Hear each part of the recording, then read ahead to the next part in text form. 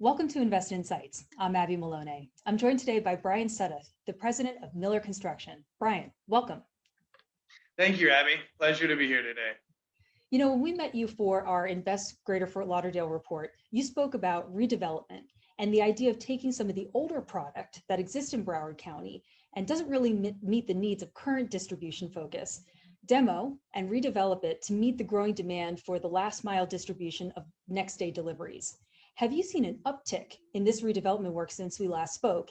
And how important do you think this work will be to the economic recovery and continued growth of Broward County?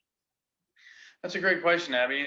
And we have seen an uptick. And it's not just been maybe as much a redevelopment or a new development, but historically, a lot of the industrial sites that are available here in our area are out west. But last mile distribution, you got to get that product right to the east side, to every neighborhood throughout Broward County. And one thing that this pandemic has done is it's made e-commerce really become a boom. This industrial distribution has become a gem of the market. Absolutely. And it goes back to everyone orders from their smartphone, tablet, computer. It's not just young people. It's not just techie people. I mean, it's parents, it's kids, it's everybody in every demographic is using this, and they're doing it daily. And to make it successful, and obviously Amazon is the biggest name that we see right now, but they want to move it from next day to same day delivery. And so the entire supply chain has been affected. And the buildings, especially on the eastern side of Fort Lauderdale or any Broward County, have been here for 30, 20 years, 40 years. And what we see being built today is the clear heights are a lot taller than they used to be. They're putting in mezzanines to support conveyor equipment. They've got spanning out the column spans. Is the technologies that they're using inside these buildings. I mean, there's robots. There is very high speed automated conveyors where when the product leaves a truck, it's in another truck in less than a minute. And, the buildings built previously weren't designed for this. And the trucks that are accessing this, it can be anywhere from an 18-wheeler to a van or some combination of that. So when you look at the technologies, you look at the demand that, our society is looking to get, and you look at how they're having to do it, it's definitely affected last mile and the supply chain to make sure the last mile can get those products in a timely fashion has really been, I think, spurred the growth or maybe even just continued the growth that we've seen in the industrial development here in Broward County and throughout South Florida. Have the events and challenges of the last year transformed or influenced the design of your ongoing projects within the office and industrial spaces? And what changes do you expect to be temporary and what changes do you expect to be permanent? I think the biggest change that we've seen, this biggest influence this past year, maybe hasn't been the change to try to speculate what's going to be needed in the future, but just building more so to a need. We already talked about what's happening because of this pandemic in the e-commerce world and the increased demand that has happened from that. And honestly, we were already moving in that direction. So I think industrial has just continued to kind of double down on what was already happening. As it relates to office, I think there's a ton of uncertainty. When we look at what very little office product that we're seeing right now being built, the interior designs of it, honestly, haven't changed all that much. The flex space was already kind of happening. I think most of the debate really goes back to, do we go back to the old way? Do we keep working in the office? There's a lot of pros to that. Then you have a lot of people that say, well, working remotely. Certain age groups definitely like that. Do we make that become more the normal? And there's some pros and cons as it relates to that. Most of the thought that I've heard and kind of been is people want to get back to the office.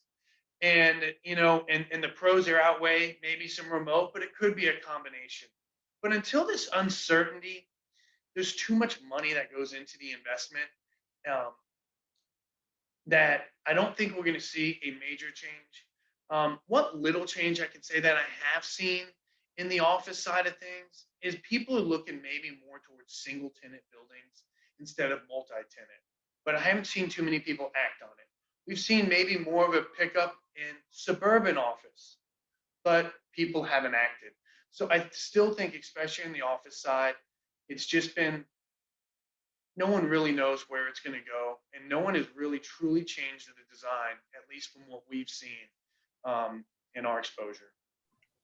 Brian, during the Great Recession, the construction industry was one of the hardest hit and had a ripple effect that caused a lack of skilled laborers that is still felt today.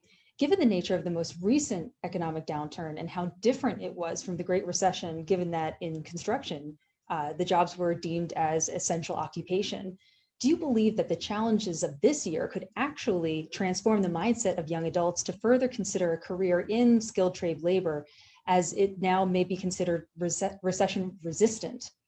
You know, I don't know if we're recession resilient, but definitely being deemed essential was such a huge, huge part of what we happened to us in this industry. And I give the ABC Contractors Association a big part of making that happen in the other trades groups that we have. But listen, this thing has affected the economy. We still don't know the bottom of it. You know, the restaurant and hospitality industries have really, I mean, just been devastated from so many ways. And those people need to get to work. And construction's busy. And so hopefully it opens up the avenues to come into construction. You know, for so long, construction's been looked at, you know, not even from a skilled trades, from a management standpoint. You know, that people want their kids going to college to be doctors and lawyers and other professionals, and they overlook the unbelievable opportunities that construction offers for people. And it's all skill sets. It goes from laborers to skilled tradesmen into management. It can provide an amazing income for you and your family to live off of.